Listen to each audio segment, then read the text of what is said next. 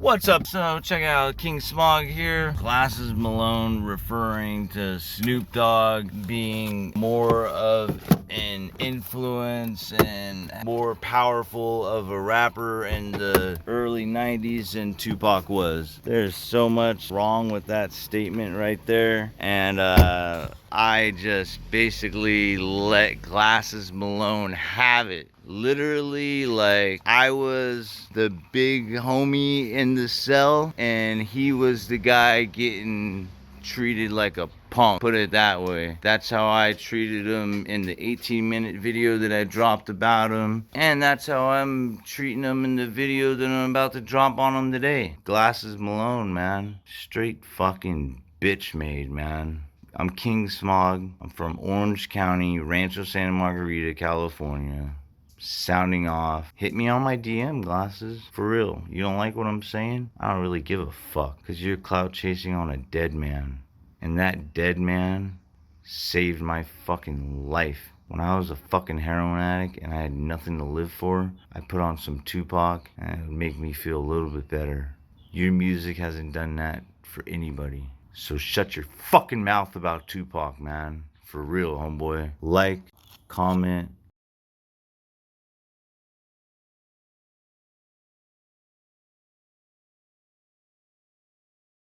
Come on, the guy's dead. Leave him alone. You made some comment about Snoop Dogg was way bigger than Tupac was between the 1993 and 1995, and you basically hinted that he didn't get big until he joined Deathrow Records. Obviously, you don't know a goddamn thing about Tupac, because first of all, his first record dropped in 91 called Tupacalypse Now, and then Juice came out in 91 as well, his first movie, alright? And then, Strictly for My N-Words dropped in 92, Thug Life dropped in 93, his group album that he had with Big Psych, Macadocious, Rated R, and Me Against the World dropped in 1994. Dude, those are all classic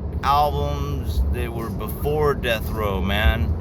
Me Against the World literally was at the top of the chart while he was sitting in jail. So look, Snoop Dogg, I'm not trying to take anything away from him, but he had one album. So, Deep Cover, of course, was basically his debut, and he came out in 92, alright, with Dr. Dre on The Chronic.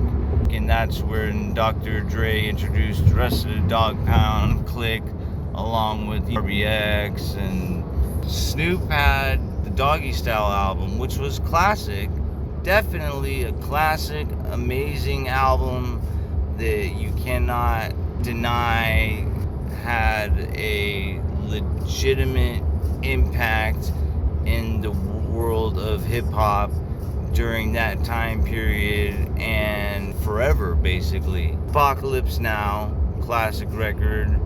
Strictly for My N-Words, not so good, but still alright. It's got Holler If You Hear Me on there and a few other jams, I Get Around. And then you have the Thug Life CD, which only 10 tracks, maybe 9 or 10 tracks, but that's because Interscope thought it was too hardcore and literally made them cut off like half the songs. So, and then you have Me Against the World, which was, a lot of people say that was his best CD ever. And this is all pre-Death Row. Now, keep in mind, he is on movie soundtracks, not just his own movies, but gangster-ass, old-school 90s movies. Tupac will be on that soundtrack. In fact, the Million Strong album, which Russell Simmons came out with, had an original version of Runnin' on it, which was, of course, a song with Tupac, Biggie, and Dramacidal, aka the Outlaws, but they weren't known as the Outlaws at the time. Glasses, I think that you're just strictly on some gangbanging shit, to be honest with you, man. His affiliation towards Orlando Anderson, I can for a fact say is why he's going at Tupac the way he's going at him.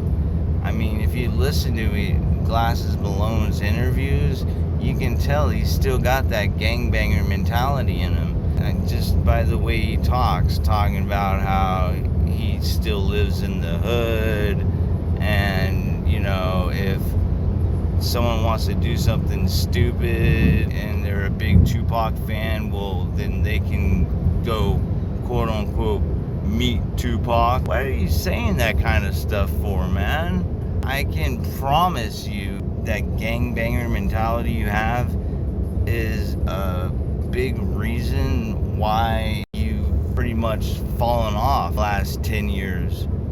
Because you're either A, deep in the streets, and you got people that are literally scared to even mess with you, or you're B, you know, not wanting to collaborate with this person or that person because of their gang affiliation, or you're C, reveling in the fact that you are now an OG, basically out there on the streets, enjoying that privilege of being called an OG. To me, it seems like you'll be real quick to make the exact same mistake that Nipsey made, politicking on the streets. You'll never have the kind of impact on hip-hop and rap the way that Nipsey Hussle did, or the way that Tupac did.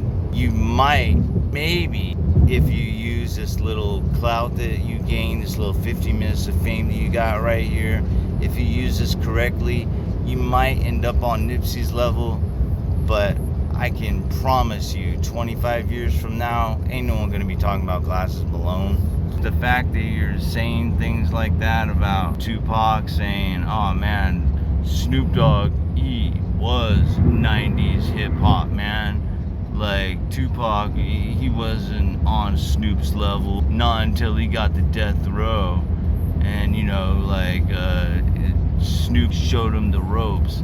Hell no. Tupac was Deathrow. Snoop wasn't Deathrow. Deathrow did not reach the plateau that it reached until Suge Knight bailed Tupac out of jail. And the reality is, Tupac probably never would have signed to Deathrow if Suge didn't, you know, visit him in jail and say, hey, check it out, man.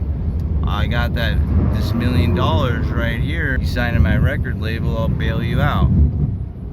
I mean, honestly, he should have just bailed him out on the strength, and if he wanted to sign with Deathrow, then he'd sign with Deathrow. But instead, he made that the stipulation, which showed that, you know, Suge had ulterior motive, which meant that he wanted to profit off of Tupac in some way, shape, or form from the start. So, look, there's no doubt in my mind that Snoop Dogg was a fucking G back in the day. But Tupac was born a G.